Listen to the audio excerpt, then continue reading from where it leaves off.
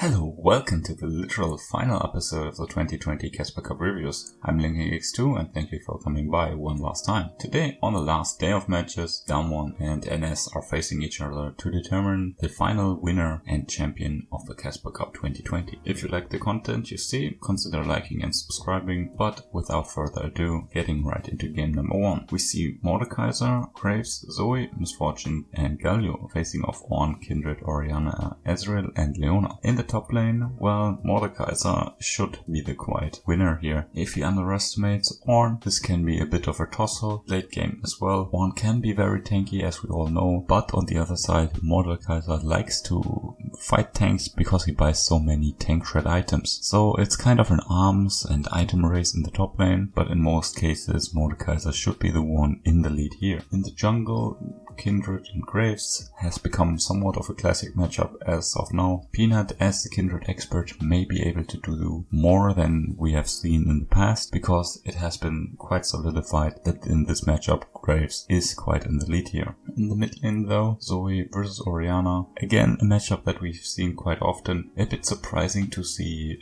Showmaker play Zoe, not because of his past, but because of the overall tournament priority on Syndra, and with her not being banned, it's quite unusual for him to play the Zoe here. Both have wave clear, both of them want to burst. Well, one more AoE, one more single target. Orianna's wave clear is a bit better though, so in terms of that, I have to give a small laning lead to the Orianna, but otherwise, yeah, they're both quite fine here. In the bot lane, Misfortune, Galio versus Ezreal, Leona. So level 1, level 2 is more in Misfortune's favor, and with Ezreal getting his first 3 abilities, so level 3 is around where Ezreal can go for a bit of a more aggressive play. Combine that with the level 2 power of Leona. Their bot lane has a nice peak here. Otherwise, level 4-5 goes again more into Misfortune's favor, but with the level 6 and with Leona also getting her ult, the 2v2 is more in NS favor here. Also, the new build where MF is starting tier gives Ezreal a bit more chances pre-level 6. In the teamfight, so Misfortune with her ultimate has a bit more easier ways to contribute than the Ezreal, obviously. In the support department, Galio and Leona, we have seen that quite a lot. Both are quite good in lane. Galio offers a bit more push potential, while Leona obviously has the more upfront burst. Later on, Leona is more on the engage heavy side, while Galio is more the follow-up. With his ultimate, obviously it's very hard to directly engage, but he can follow up on Graves or the Mordekaiser quite nicely. In the ban phase, well, you see the bans on screen. Damwon banning as expected the valued picks from NS in terms of Aatrox and the Kaiser. Also the Aphelios later on in the second half as the third open ADC that is being prioritized by NS. On the red side, banning Samira and Akali. Well, yeah, that's a bit expected here. In the second half, banning champions like the Maokai and the Gragas, which are in the most played category for Damwon gaming. Both teams want to scale in teamfight, but through the bot lane with a bit of assistance from mid, they can fight in the mid game on 2 items as well, while NS has the easier comp, excluding Kindred of course. For a team like Damwon, that shouldn't be an issue, as they are, well, the world champions, right? Difficulty is not really their thing. In this case, Damwon has quite a few abilities to use their lead, which, well, they will have because of the player strength, obviously. The long range burst of a Zoe and Graves work really well together. Mix in a Misfortune and you have some nice tools to blow up, well, a Kindred or Orianna from screen away, so they can't even think about ulting you. Due to the lack of hard engage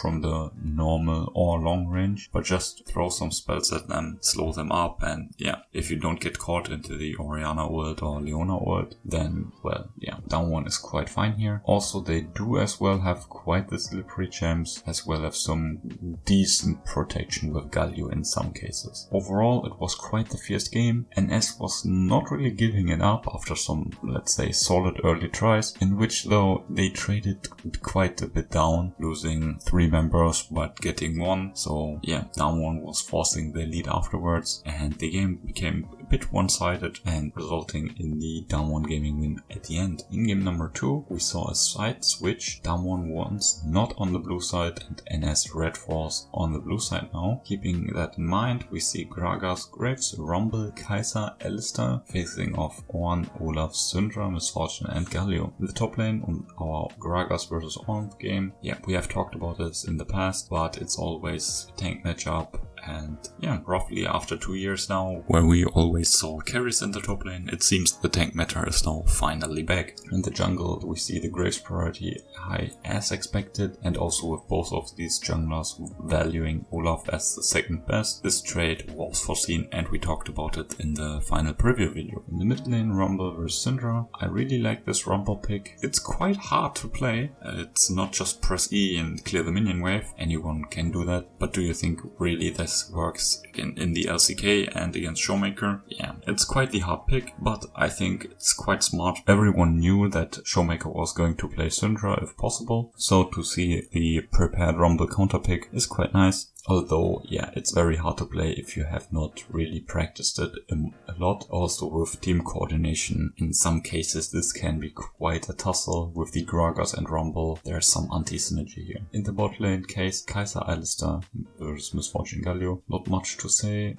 We saw this matchup overall quite often over the last few episodes. And again, yeah, even though MF can start here, especially with the Galio support, she's in control of this lane. In the ban phase, we saw typical Akali ban, and yeah, Zoe after what happened in game 1. On the other side, keeping the Aatrox ban against Rich, it seems this will develop like the Illaoi ban against Ixu from last year. Not really in strength, right? Ixu's Illaoi was a bit more potent than Rich's Aatrox, but it also always got banned. Both teams again drafting for team fights, while Damwon has more early game potency through bot and jungle. The top laner gives them quite a bunch of additional late game scaling, but yeah, that's on for you. NS on the other side has good team fights and skirmish tools, with some champs working as a bridge for the scaling of Graves and Kai'Sa. They don't have such an easy comp, as I already said quite a bit, especially in comparison to last time, but still very straightforward, just stack most of your ultimates. Damwon can look to contest NS in the mid game with their early game lead, but I wouldn't really recommend this, as it's still in the same category as playing towards your enemy's win condition. Even if the risk doesn't seem so great because of your lead, it's just not recommendable. Don't get me wrong though, Damwon Gaming also has quite a bit of damage on one or two items and can punish NS if they should overstep their boundaries in said mid game. In the later stages, Rumble can make it quite difficult for Damwon to teamfight with their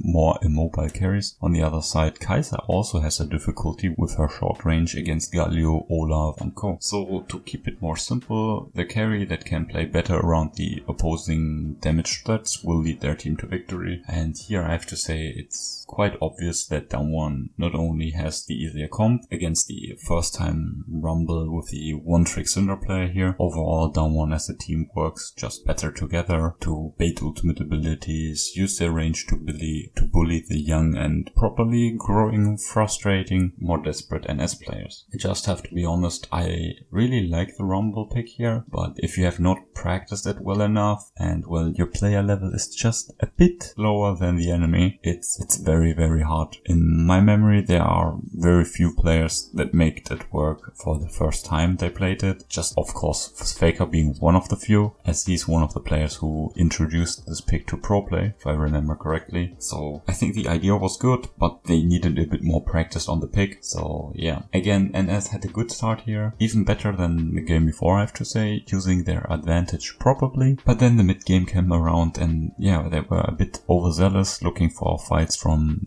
a bit more strange and optimistic angles, resulting in them falling behind and getting punished, losing set objectives but not slowing down and looking for fights again and again, and following dragon fights in which then they were put 6 feet under, as Damwon has the simpler engage with the Ornn to then afterwards force their lead onto NS, as well with the range advantage, having Galio Galio's global ult as a cherry on top as well. So Damwon leads the series now 2-0, coming to the match point, game number 3. No side switch again, NS stays on the blue side, so Gragas, Graves, Zoe, Yasuo, Alistar versus Rumble, Nidalee, Yon, Misfortune and Galio. So in the top lane, Gragas versus Rumble, that's not a matchup we see all too often. So yeah, in the early levels, Rumble obviously he can push quite nicely with his flamethrower, as he can in nearly every matchup. With Gragas growing tankiness, he on the other side can be fine after a few moments, getting some items in, maybe equalize the farm a bit when Rumble seeks to roam, but obviously Gragas then later works really well with the Graves and Yasuo, and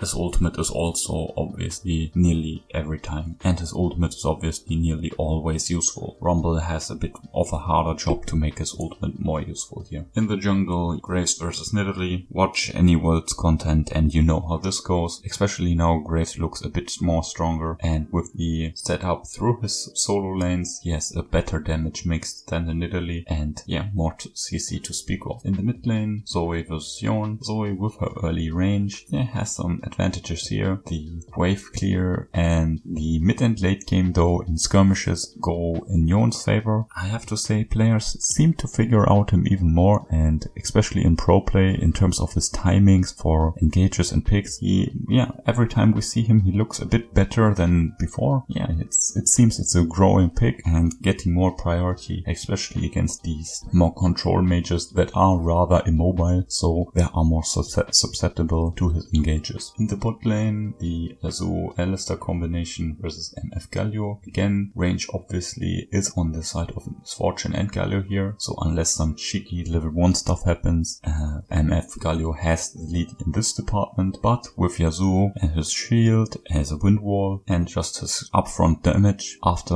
level 4 and after at least level 6, Yasuo and Alistar can be quite the bullies here, but still MF being the more easier to play champion for the coming up team fights and not needing as many items as Yasuo to be relevant with her ultimate. She can still do quite a bit, and well, if Yasuo is set up behind due to a good gank from Nidalee, this matchup can be quite hurtful for him, as then he can't play as aggressive with his wind wall in lane, resulting in heavy damage to his turret and his HP bar. Bans this time very standard for this series. You probably noticed that we see the same faces each and every time here, keeping the Aatrox for example of the ban list. Nothing too major, but the Olaf ban I have to say, because it denies the Graves Olaf trade that we've seen in the match before. Going over it again, we have two teams looking for similar things. This time though they want to fight a bit earlier around the mid game or late mid game with similar goals and a bit of decent scaling as well. The game has become quite snowbally in this scenario. Damwon Gaming on one side have no frontline or real CC to stop NS, and NS on the other side, they have some offset things, but they are very squishy overall as a team, and compare that with the tons of damage that Damwon has, they're really susceptible to any engage. I have to say the advantage here lies more on Damwon's side because of their range, and their damage mix is really nice, having high damage in the AD and AP department with having both champions on their roster, making it especially hard for the Gragas, who looks to be their tank, but also because of the laning phase wants a bit AP here to itemize accordingly. From what we saw in the previous games, I have to give another edge to Damwon in this third game as well. Showmaker has been making quite the difference in this series, so again I see him doing quite a lot more damage to Zoe and friends. The Rumble and Misfortune ultimates are also great teamfight tools, which are quite a lot easier to use and less commitment heavy than the Gragas Alistar Yasuo combination, which also most of the time requires at least one member to head-on engage, which will be quite difficult through the long-range abilities I have already described. But not really all hope is lost for NS. As I said, the team comps are quite snowbally, so if they manage to get their Yasuo ahead and use him well in early dragon fights, this could alleviate the power of the whole team, as he is the obvious centerpiece of the composition. In the end, it looked good for the start, lanes were going even, and Yasuo was building up a bit of pressure in the bot lane, but again, after a while and a bit of more missteps in the team coordination and, well, to be fair, good plays from Damwon, the the game became quite the fiesta, with NS staying aggressive but being so far behind, and because of the team composition, there were many kills coming for Damwon as the result of set fights, and this crowns Damwon as the KeSpa Cup 2020 winner with this final Game 3 win, resulting in the final score of 3-0. This is the first time they won KeSpa Cup, and in the end it was quite expected, not only in this final but for the tournament overall, especially with T1 and Genji not really participating in sending their academy teams. These academy teams, they were quite good, but obviously not in the same level as the world champion team. Damwon, as players said in interviews, has set themselves up for the Grand Slam in the season 11 here, and winning KeSpa Cup is just their first step. They're obviously looking to win more LCK titles, and maybe, if the global situation allows it, to participate in their first MSI. That's it now though. Thanks for watching. It will conclude the KeSpa Cup series for this year. Hope you had fun along the ride. As always, you can find the previous KeSpa Cup episodes in the description, in the playlist, and other off-season content will come as of now, and this also you can find in the description and on my channel. Anyway, hope you had a good time. If you did, please leave a like or comment. Again, it really helps out a lot and it would really make my day. That's it for now though. Please stay safe, have some great days. Till next time, bye.